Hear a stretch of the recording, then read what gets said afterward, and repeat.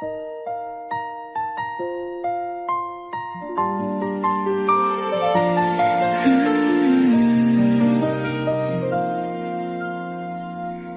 花唔係輸俾風，只係最美嗰陣時，自己由思慮輕輕放手，融入天空裏面去。花瓣散落嗰一刻，風輕輕將佢抱住，碰唔到嘅傷痕，一片片帶走遠處，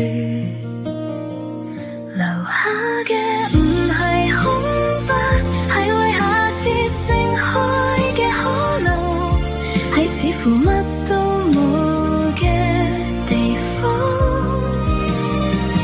我嘅明天正慢慢發芽，未見過嘅我，風正用名字輕輕叫我。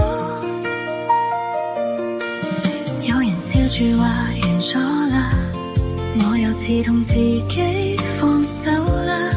但若果一直緊握唔放，新嘅春天又點樣擁抱？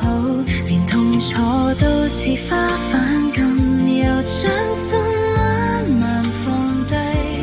我唔係被人遺低，只係自己揀咗向前行，留下嘅唔係空白，係為下次盛開嘅可能，空口忽然空出個位，有未見過嘅風景走入嚟，未見過嘅我，風無追逐，只係望住我。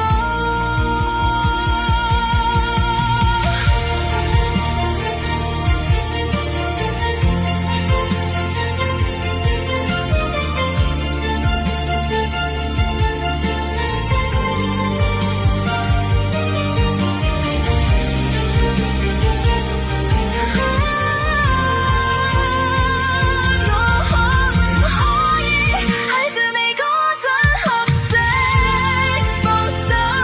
就算仲驚從會震走，都仍然向前走。我可唔可以每次散落都變得溫柔？每一次講再見之後，仍相信開始會喺前頭。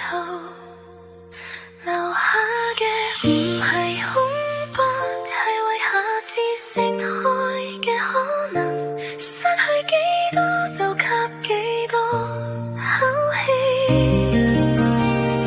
輕輕同自己講冇事嘅，未見過嘅我，同風並肩去接返我自己。